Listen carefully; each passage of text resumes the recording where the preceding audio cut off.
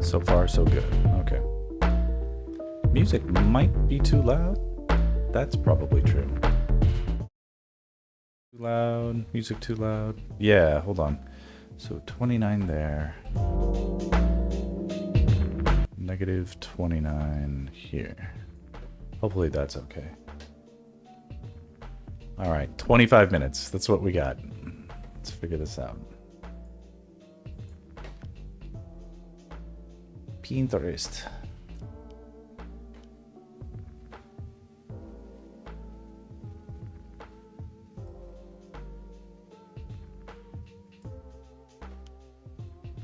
Oh, come on. Pinterest not working? Is this for real? Come on. What the fuck?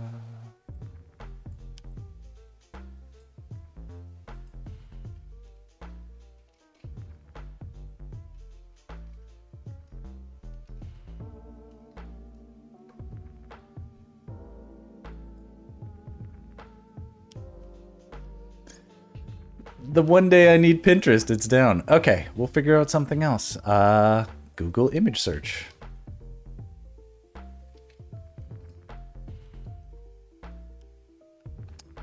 Unacceptable. Figure drawing poses. Let's live dangerously. Here we go. Hopefully get something going on. Alrighty. If anybody happens to be out there, please let me know if my music or my voice is too loud. I readjusted some settings recently. Man, I forgot my light. I forgot everything today. Oh well.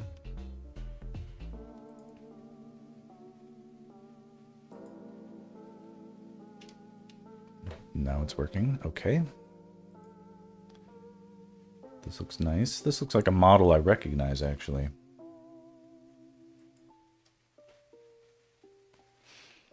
I could be wrong, but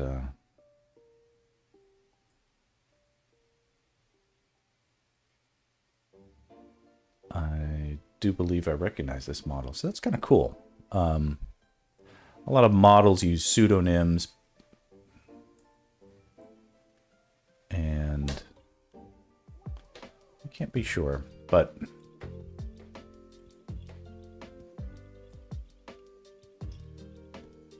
probably just get one sketch in. Let's see how it goes. Okay.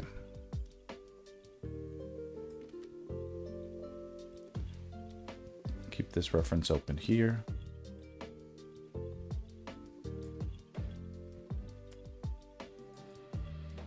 Put this one up here.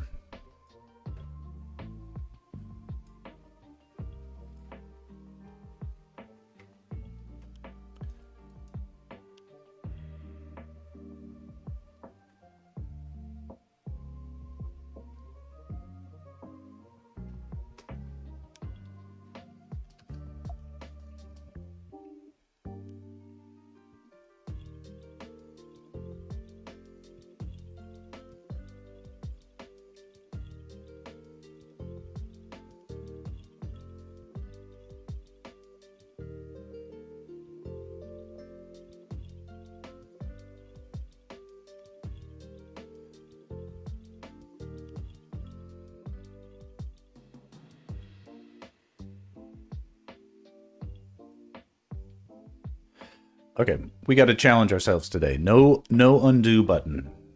Okay. It's like I'll zoom in and out, but I won't undo. We'll just live dangerously, okay?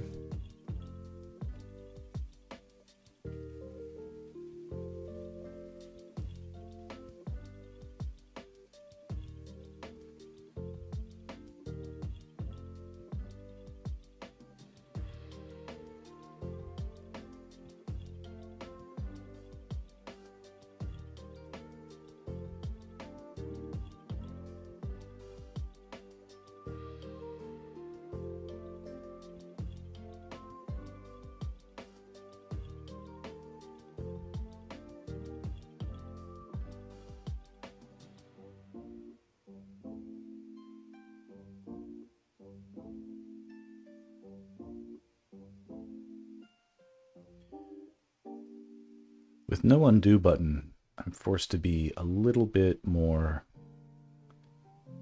tolerant of any small mistakes. And I don't tend to make big mistakes, so I'm not... I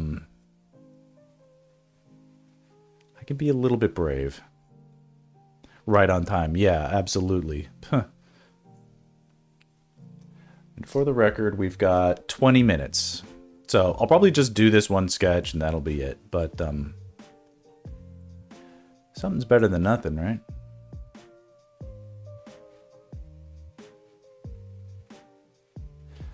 Saying earlier in this stream that I believe I know this model and I've drawn her before. So later in the Discord, I might dig up a some previous art I've done. It's a fantastic model, by my recollection, and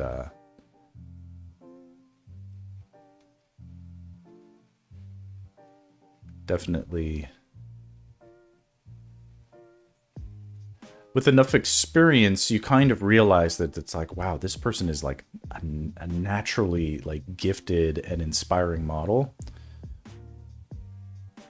And you realize what a blessing it is that like someone is willing to even like give this a shot. And, you know, despite all of what like society says, like, you know, don't listen to people who are trying to hire you to take your clothes off and stuff like that.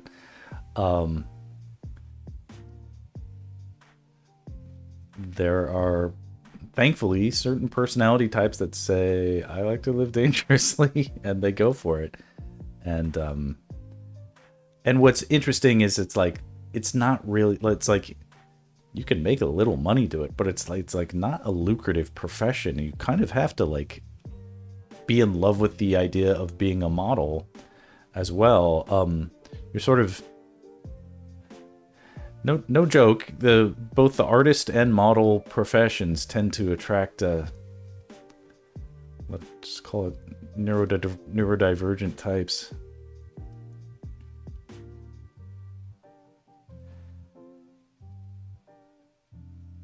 That's been my experience, at least.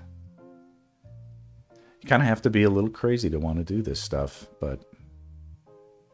Actually, Sextra, will you let me know if the volume sounds okay? And if I need to be louder, I can adjust some of that dynamically now. Can't be too boring. No. Sounds good to you? Good. All right, excellent.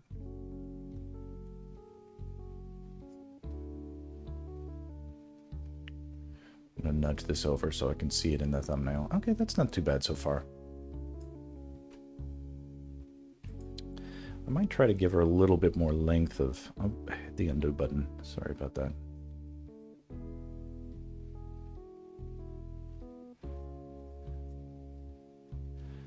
Don't know if I did get the proportions a little off, but it feels like she wants to be a little taller.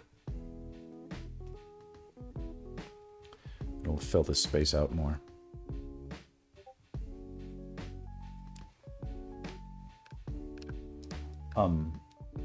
One distinctive thing I remember about this model, besides her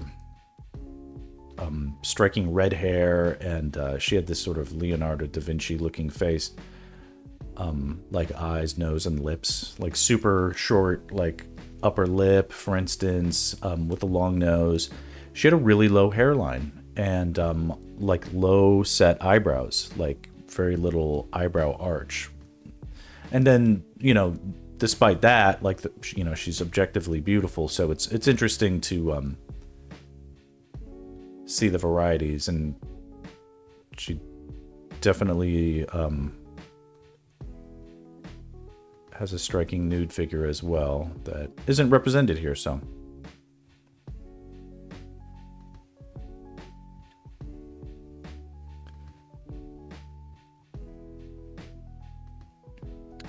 Okay, I'm getting a little too particular. Let's back out. Big strokes, big ideas here.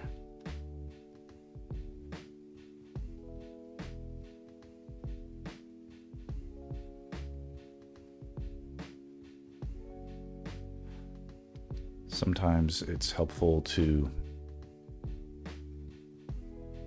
think about the construction lines. I'm putting in these lines that show how the direction of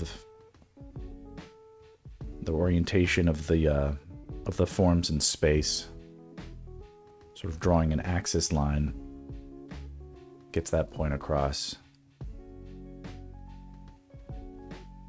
So I don't want to get too caught up in overlaps just yet. And we have to guess where the navel is here.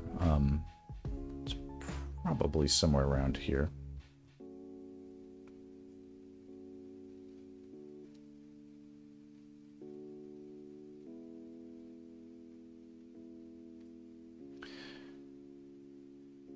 Today I've got some errands. I need to do a bank run.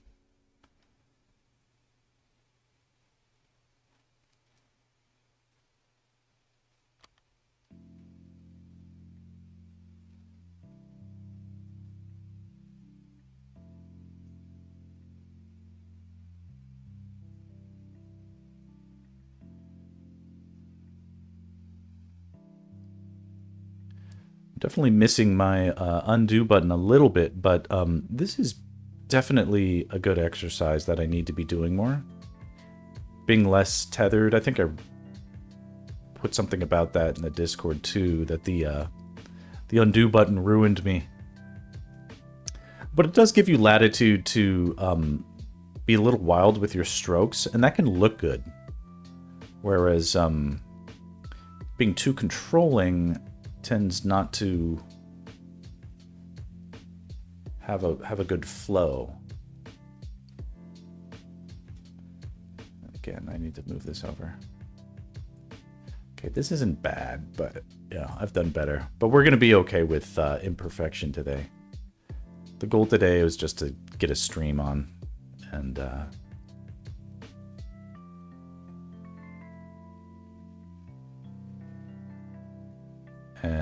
test audio, you know. Don't need everything to be a masterpiece.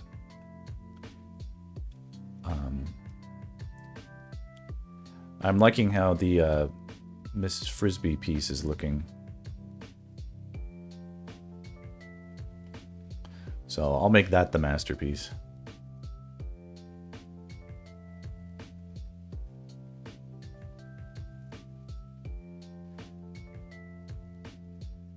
Yeah, she had very distinctive hip anatomy, if I recall.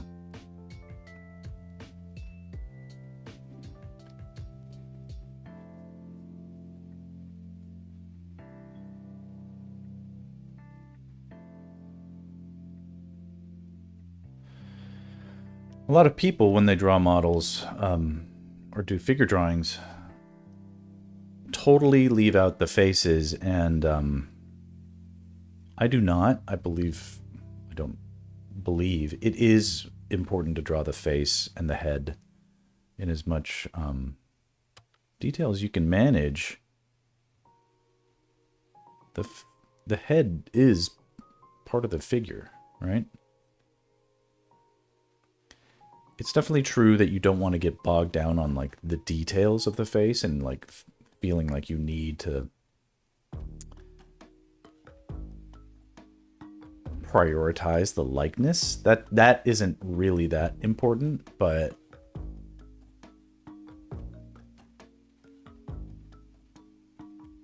I do think it's a mistake to make it a habit of skipping all that.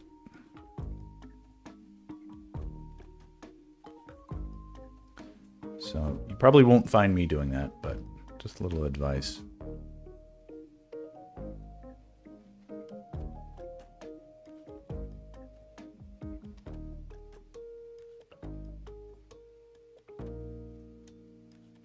Let's see, we got about 11 minutes left.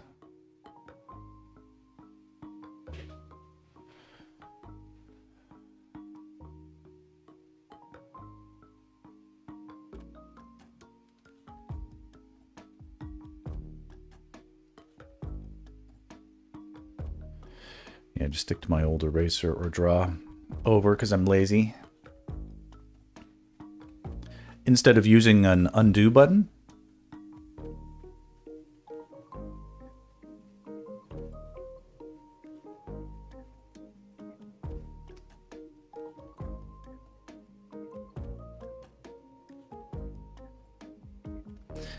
it might also be that for some, like, you don't necessarily recognize a mistake the second you put it down. And I think I was definitely on the verge of that being true for me pretty early on with the digital drawing stuff. Something happened where I would be, I think this happened actually turns over in a lot of artists, where you kind of feel and you know the stroke that you want to get, and but you end up combining that with the reality that a pen tablet surface is actually pretty difficult to have control on.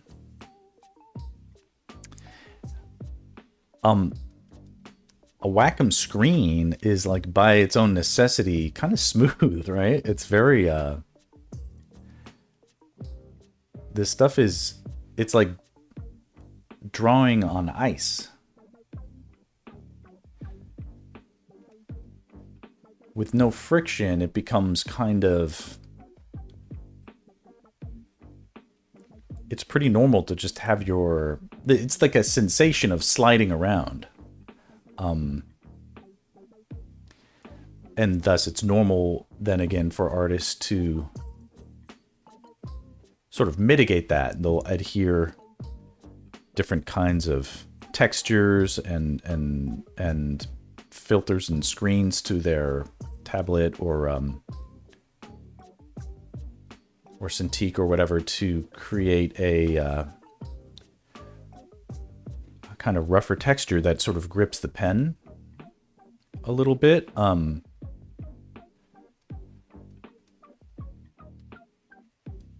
that isn't bad at all. However, I recognize, and I don't know if a lot of artists do, that the texture and the toothiness and the friction, actually, it's the friction and the pressure that we sort of obligate ourselves to use when we use physical, like traditional media, like pencils and paper, and drawing on especially toothy surfaces, introduces, or, you know, by its very nature, has a, it's a non-trivial amount of force and effort that goes into working in those mediums, which essentially translates to mileage on your joints and your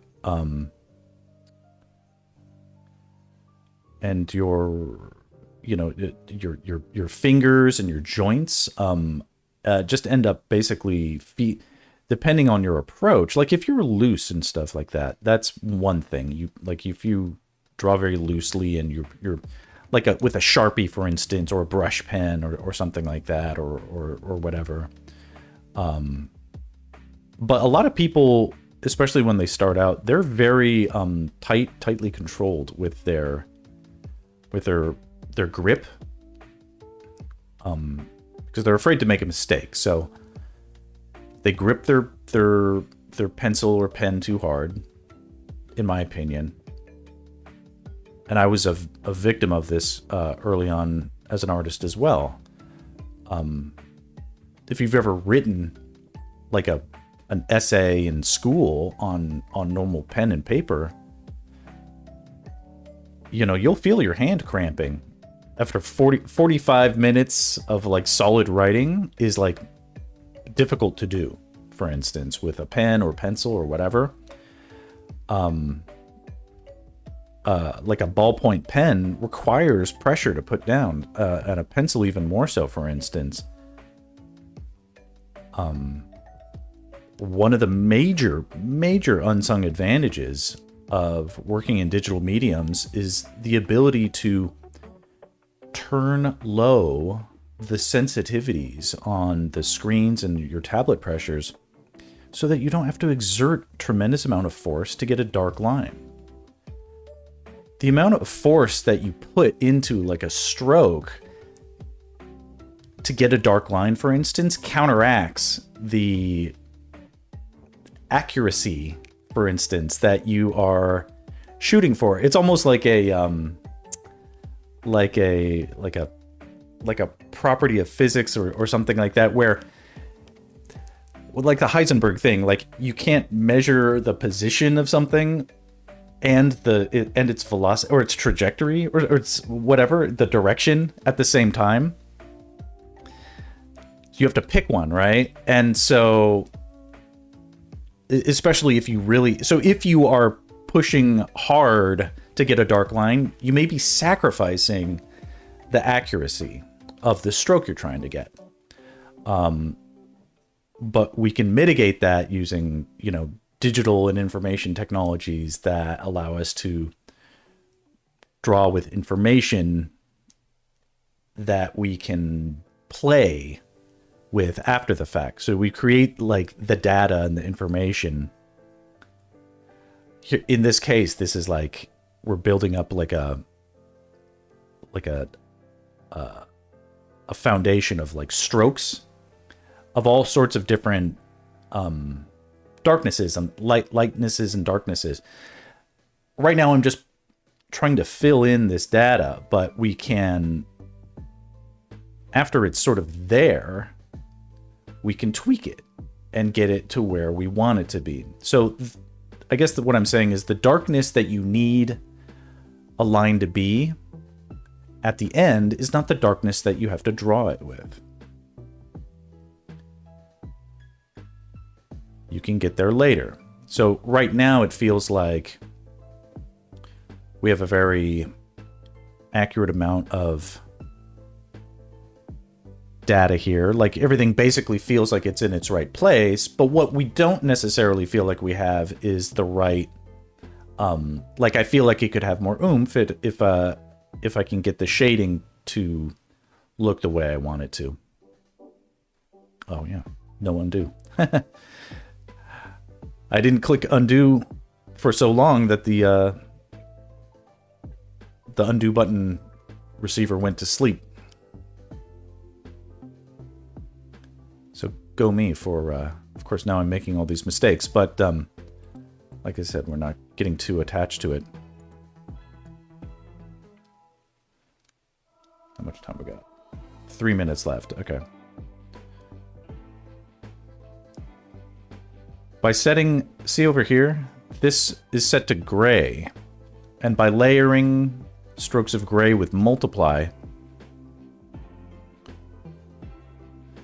we can build up a bunch of loose strokes that, though each one is going in a different direction and kind of wild in their own little respect, cumulatively, they describe an accurate representation of the form on average, right?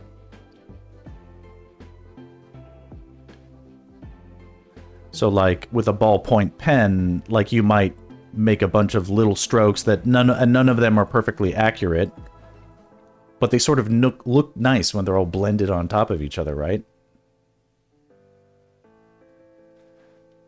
Sort of a similar approach here. I'm just filling in some of these darker overlaps, as I like to do. Little points of accentuation.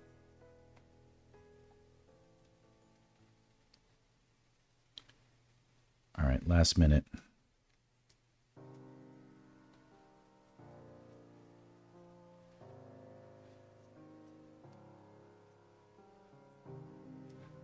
Okay, final touches now. Because we're at time up. With all this data,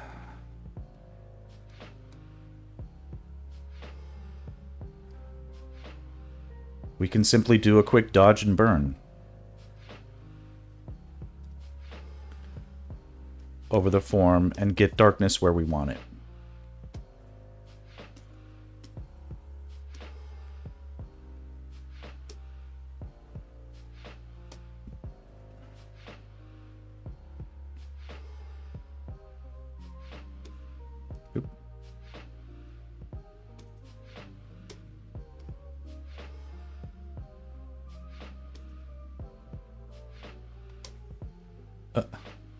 Sometimes the computer has an error. That's not my fault. Okay.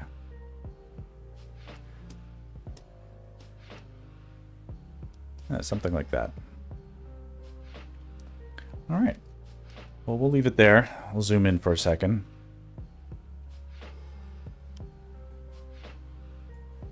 This was definitely fun. Zoom in. Not a bad study. All right, what do you guys think? All right, I'm gonna have to leave it there. I think we, 5 seconds. So, all right. Well, thanks for popping by, everybody. I wanted to attempt to establish a baseline. There's the timer. All right, so we're gonna call it a stream.